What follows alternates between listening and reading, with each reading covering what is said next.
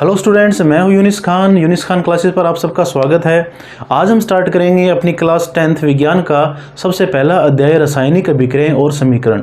इस लेक्चर में हम देखेंगे कि रासायनिक अभिक्रिया क्या होती है, किस तरह से रासायनिक अभिक्रिया को समझा जा सकता है, किस प्रकार से लिखा जाता है और किसी भी रासायनिक अभिक्रिया को लिखने के लिए कौन कौन सी बातों का ध्यान रखना होता है। क्योंकि अपना जो क्लास 10th का जो सिलेबस है साइंस का, उसके अंदर रासायनिक अभिक्रियाएं जो है यानी कि केमिस्ट्री का जो पार्ट है उसके अंदर हम देखेंगे कि ज़्यादातर आपकी रासायनिक अभिक्रिया ही होगी। अकेला पहला चैप्टर नहीं, आगे आने वाले 2-3 चैप्टर जो हैं केमिस्ट्री के, उनके अंदर रासायनिक अभिक्रियाएं बार बार आएगी। तो आइए आज समझते हैं रासायनिक अभिक्रिया क्या होती है और किस प्रकार से रासायनिक अभिक्रिया को समझा जाता है। तो सबसे पहले हम ये देखते हैं कि रासायनिक अभिक्रिया है क्या चीज़। तो हम सिंपल लैंग्वेज में कहते हैं, देखो आपने अपने एनवायरनमेंट में बदलाव देखे हैं, काफ़ी बदलाव ऐसे होते हैं जो हम अपनी डेली लाइफ में भी देख पाते हैं। जैसे एग्जांपल के तौर पर आपने देखा होगा, जब हम पानी को गर्म करते हैं तो पानी को गर्म करने के बाद में पानी जब उबलता है तो उससे भाप निकलती है। और इसी प्रकार जब हम देखते हैं कि पानी को फ्रीज़र में रखा जाता है तो उसकी बर्फ़ बन जाती है। ये भी एक तरह का बदलाव है। पानी को आपने किस तरह से देखा, पानी को आपने बर्फ़ की फॉर्म में यानी कि ठोस अवस्था में देखा। आपने लिक्विड फॉर्म में जो पीते हैं पानी हम, वो आपका लिक्विड या द्रव अवस्था है। और आपने देखा कि पानी भाप निकल के बाहर उड़ता है, जैसे चाय, गर्म चाय से या उबलते हुए पानी से, तो वो एक उसकी अवस्था है गैसियस अवस्था, जिसे हम क्या बोलते हैं, भाप बोलते हैं। तो पानी जो है वो तीनों अवस्था में आपने देखा। बट एक समझने वाली बात यह है कि यहाँ जो पानी का एग्जाम्पल आपने लिया है उसके अंदर जो मॉलिक्यूल्स हैं, अणु है, वो एक जैसे हैं। बट रासायनिक अभिक्रिया में क्या होता है, एक चीज़ दूसरी चीज़ में बदल जाती है। जैसे एग्जाम्पल के तौर पे आपने ऐसा देखा होगा आसपास में, ईंटें जो होती है, हम घर मकान बनाते हैं उसके लिए ईंटों का उपयोग करते हैं। वो किसकी बनी होती है? वो बनी होती है आपकी मिट्टी की। और जब मिट्टी की बनी हुई ईंट को भट्टी में डाला जाता है तो वो गर्म होने के बाद में लाल हो जाती है, पक जाती है। तो ये भी क्या एक तरह का, ये आपका है रासायनिक परिवर्तन। इसी तरह से आप इस बात से नहीं समझ पा रहे तो आप ये देखिए, जो फ्रूट होता है वो कच्चा होता है और पकने के बाद में कैसा होता है, दोनों के टेस्ट में डिफरेंस होता है। इसकी पीछे रीज़न क्या है कि उसमें कोई ना कोई रासायनिक बदलाव आया है। और भी सिंपल भाषा में समझना चाहे तो हम दूध से दही बनाते हैं, दूध जो होता है वो दही में बदल जाता है, तो वो भी एक रासायनिक अभिक्रिया है। इसी प्रकार से हम खाना खाते हैं तो जो खाना खाते हैं वो बिल्कुल जटिल अवस्था में होता है, और जब वो खाना ब्लड में सोखा जाता है, अवशोषित होता है, तब उसमें जो ग्लूकोज होती है उसको अवशोषित किया जाता है और वो माइटोकॉन्ड्रिया के पास पहुंचाया जाता है ताकि वहाँ पर ऊर्जा बन सके। और माइटोकॉन्ड्रिया के अंदर हम देखते हैं, आपने 9th क्लास में पढ़ा है कि माइटोकॉन्ड्रिया के अंदर जो ग्लूकोज है वो ऑक्सीजन से अभिक्रिया करके कार्बन डाइऑक्साइड जल तथा एनर्जी बनाती है, और उसी एनर्जी को हम यूज़ कर पाते हैं हम अपनी डेली लाइफ के लिए। तो सिंपल लैंग्वेज हम देखें, जितने मैंने आपको एग्जांपल बताए, आपने एक बात नोट जरूर की होगी, उन सब में पदार्थों में परिवर्तन होने लग रहा है। बट पानी वाले एग्जांपल को छोड़ देना है। 2 प्रकार के परिवर्तन होता है, एक होता है भौतिक परिवर्तन और एक होता है रासायनिक परिवर्तन। यहाँ पर हम बात करेंगे रासायनिक परिवर्तन की। रासायनिक अभिक्रिया का मीनिंग रासायनिक परिवर्तन, एक तरह से बदलाव। और रासायनिक तौर पे बदलाव कब माना जाएगा, जब उसके अंदर जो पदार्थ के मॉलिक्यूल्स हैं, अणु हैं या आप एटम्स कह दो, उनके अंदर बदलाव हो जाए, उस कैसे हम क्या कहेंगे, रासायनिक परिवर्तन कहते हैं।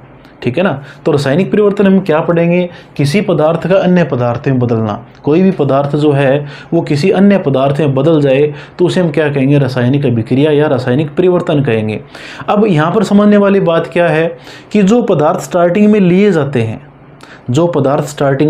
जाते हैं और उनको मिलाने के बाद में एक नया पदार्थ बनता है या कई सारे नए पदार्थ बनते हैं, तो जो स्टार्टिंग में लिए जाते हैं उन्हें हम बोलते हैं अभिक्रमक, और बाद में जो बनते हैं उन्हें हम क्या बोलते हैं, उत्पाद। यानी कि हम ये कह सकते हैं अभिक्रमक जो होते हैं वो उत्पाद में बदल जाते हैं। ठीक है ना। अगर हम एग्जाम्पल की बात करें, जैसे हम चाय बनाते हैं तो उसके लिए क्या चाहिए आपको, चाय पत्ती, चीनी, दूध, पानी, और उन सबको मिला के आप जब गर्म करते हो तो चाय बन जाती है। तो आपने जो चाय पत्ती, चीनी, पानी या दूध, आपने इन चीज़ को मिलाया, ठीक है ना। अब आप कहोगे अदरक नहीं डाली, तो लो अदरक डाल देते हैं, तो अदरक को डाला, तो अदरक डालने के बाद में और बाकी सामान डालने के बाद में चाय बना। तो जो स्टार्टिंग में जो चीज़ मिला के लेके चलते हैं हम, जो स्टार्टिंग में लेके चलते हैं उन्हें हम बोलेंगे अभिक्रमक, और बाद में जो बनता है उसे हम क्या बोलेंगे, उत्पाद। उत्पाद यानी कि उत्पादन, क्या बनाया क्या आपने। तो इस प्रकार हम ये कह सकते हैं कि अभिक्रमक का उत्पाद में बदलना, भी एक रासायनिक परिवर्तन होता है, रासायनिक अभिक्रिया होती है। अब देखिए, समझने वाली बात ये आती है कि रासायनिक अभिक्रिया की पहचान कैसे कर पाएंगे हम कैसे कह सकते हैं कि कोई भी रासायनिक अभिक्रिया हुई है। तो रासायनिक अभिक्रिया होने के कुछ लक्षण होते हैं, उन कुछ एक लक्षण से आप अंदाज़ा लगा सकते हैं कि रासायनिक अभिक्रिया हुई है या नहीं हुई है। सबसे बढ़िया एग्जाम्पल आपको बताता हूँ मैं।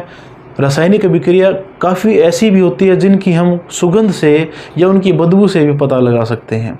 जैसे एग्जाम्पल के तौर पे आपने परफ्यूम यूज़ किया होगा, परफ्यूम के अंदर जो बढ़िया खुशबू आती है, तो ये कहते हैं कि परफ्यूम के अंदर केमिकल्स यूज़ किए जाते हैं जो ज़्यादातर होते हैं एस्टर। जो डिओड्रेंट परफ्यूम वगैरह होते हैं उनके अंदर एस्टर होते हैं। जैसे आपने सुना है ना कि किसी परफ्यूम के अंदर गुलाब की खुशबू आती है, किसी में फ्रूट की खुशबू आती है। तो ये खुशबू क्यों आती है? ये केमिकल्स की वजह से आती है। और वो खुशबूदार केमिकल्स कौन होते हैं? वो होते हैं एस्टर। और ये एस्टर कैसे बनते हैं ये हम आगे आने वाले चैप्टर्स में पढ़ेंगे। तो इस तरह से हम कह सकते हैं कि रासायनिक अभिक्रिया के अंदर खुशबूदार पदार्थ भी बनते हैं। तो जब वो रिएक्शन करेंगे तो खुशबू आनी स्टार्ट हो जाती है। तो इस तरह से खुशबू की वजह से भी हम देख पाते हैं कि रासायनिक अभिक्रिया हुई है या नहीं हुई है। कोई ज़रूरी नहीं है कि खुशबू आए, बदबू भी आ सकती है। जैसे एग्जाम्पल के तौर पर हाइड्रोजन सल्फाइड। हाइड्रोजन सल्फाइड जो गैस होती है वो बदबूदार होती है। जो सीवर लाइंस होती है उनके आसपास के इलाके में जो स्मेल आती है, बदबू आती है, वो हाइड्रोजन सल्फाइड की वजह से ही आती है। तो हाइड्रोजन सल्फाइड गैस बन रही है तो वो भी किसी न किसी रासायनिक अभिक्रिया की वजह से बनने लग रही है। इसके अलावा काफ़ी रासायनिक अभिक्रिया ऐसी होती है जिनके अंदर रंग में परिवर्तन देखने को मिलता है, तापमान में परिवर्तन देखने को मिलता है। तापमान में कैसे? जैसे हम मान लेते हैं जिंक है, आगे हम पढ़ेंगे, आपको समझाऊंगा मैं किस तरह से जिंक और एसिड आपस में अभिक्रिया करते हैं। तो जिंक और एसिड को या मेटल या कोई भी एसिड को आपस में मिलाते हैं तो हाइड्रोजन गैस बनती है और वो जो मिक्सर है वो गर्म भी हो जाता है। तो इस तरह से तापमान में परिवर्तन देखने को भी मिलता है। तो ये मैंने लिस्ट बनाई है। गैस निकलना, दो चीज़ों को मिलाने से अगर गैस निकलती है तो इसका मतलब रासायनिक अभिक्रिया है। रंग में बदलाव आना भी हो सकता है, तापमान में बदलाव हो सकता है। ये ज़रूरी नहीं है कि तापमान हमेशा बढ़ेगा, तापमान कम भी हो सकता है। अवस्था में परिवर्तन, हम देखेंगे कि स्टार्टिंग में जो चीज़ लेके चले थे वो गैसेस थी और मिलने के बाद वो लिक्विड बन जाएगी। तो हम यहाँ से देख पाते हैं कि अवस्था में परिवर्तन आता है। अवस्था का मतलब सॉलिड, लिक्विड और गैस की चीज़ों का बनना। सुगंध या दुर्गंध आना, ये भी मैंने आपको समझाया। तो इस तरह से हम देख पाते हैं कि रासायनिक अभिक्रिया में कौन कौन से बदलाव देखने को मिलते हैं। इन सभी लक्षण से हम ये कह सकते हैं कि रासायनिक अभिक्रिया हुई है। तो आपने क्या देखा कि रासायनिक अभिक्रिया किसे कहते हैं, और रासायनिक अभिक्रिया के कुछ कॉमन एग्जाम्पल जो मैंने यहाँ लिखे हैं: भोजन का पचना, श्वसन, लोहे के जंग लगना, मैग्नीशियम फीते का जलना। मैग्नीशियम के फीते का जलना, ये इंपॉर्टेंट पॉइंट आता है आपका। ये भी आपको दिखाता हूँ कि कैसे मैग्नीशियम किस प्रकार से रासायनिक अभिक्रिया को समझा जाता है। आइए अब एक एग्जांपल देखते हैं रासायनिक अभिक्रिया का। ये जो मेरे हाथ में है इसे बोलते हैं मैग्नीशियम रिबन, यानी कि मैग्नीशियम का फित्ता। मैग्नीशियम क्या होती है? एक धातु होती है। और आपको पता है धातु जो होती है वो ऑक्सीजन से अभिक्रिया करती भी है, कुछ धातु अभिक्रिया नहीं करती है। तो मैग्नीशियम जो है वो एक ऐसी धातु है जो ऑक्सीजन से अभिक्रिया कर लेती है। इसी वजह से आप देखोगे कि ये जो मैग्नीशियम का रिबन मेरे हाथ में है ये बिल्कुल चमकदार नहीं होता है। स्टार्टिंग में देखते हैं तो ये चमकीला नहीं होता है। तो ये चमकीला क्यों नहीं होता है? क्योंकि इसके ऊपर ऑक्साइड की लेयर बनी होती है। तो इसको हम जला के देखेंगे और देखेंगे किस प्रकार से ये ऑक्सीजन से अभिक्रिया करता है। इसको जलाने से पहले हम क्या करेंगे कि इस मैग्नीशियम रिबन को, ये जो सैंड पेपर है उससे थोड़ा सा साफ़ करते हैं। इससे फ़ायदा ये होता है कि इसके ऊपर जो लेयर होती है ऑक्साइड की वो हट जाती है। तो इसको थोड़ा सा हमने इसको इस तरह से रब किया और रब करने के बाद में इसमें इसके ऊपर जो लेयर बनी हुई है ऑक्साइड की उसको हटा दिया आपने।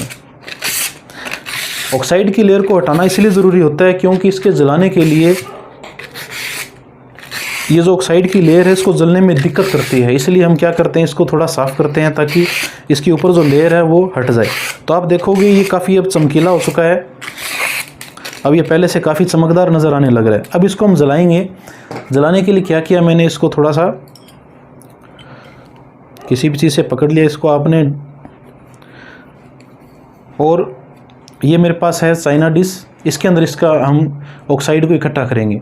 मैग्नीशियम जब जलता है तो मैग्नीशियम ऑक्सीजन से अभिक्रिया करता है और मैग्नीशियम ऑक्साइड बनता है। और ये जो मैग्नीशियम ऑक्साइड बनेगा ये बिल्कुल प्योर वाइट कलर का पाउडर होता है। तो इस पाउडर को हम इकट्ठा भी करेंगे और देखेंगे किस प्रकार से ये जलता है। तो ये जलेगा तो काफ़ी चमकीली लाइट से जलता है, इसलिए इसकी तरफ डायरेक्ट नहीं देखना है, जब आप लैब में करो तब भी इससे थोड़ा दूर रह के आपने इसको करना है, ठीक है। तो आइए स्टार्ट करते हैं और देखते हैं कि किस प्रकार से ये जलता है।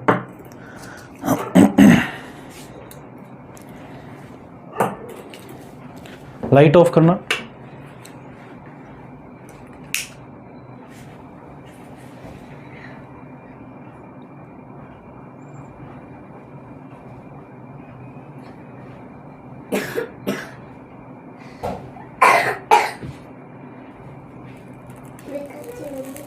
ये देखो मैग्नीशियम ऑक्साइड है, जलना स्टार्ट हो चुका है और इस मैग्नीशियम ऑक्साइड को यहाँ पर हम इकट्ठा कर लेते हैं। तो ये देखिए कितनी ब्राइट लाइट से जलता है ये। तो ये मैग्नीशियम की ऑक्सीजन के साथ अभिक्रिया करने की वजह से हुआ है। काफ़ी तेज़ लाइट है, इसकी तरफ डायरेक्ट नहीं देखना चाहिए।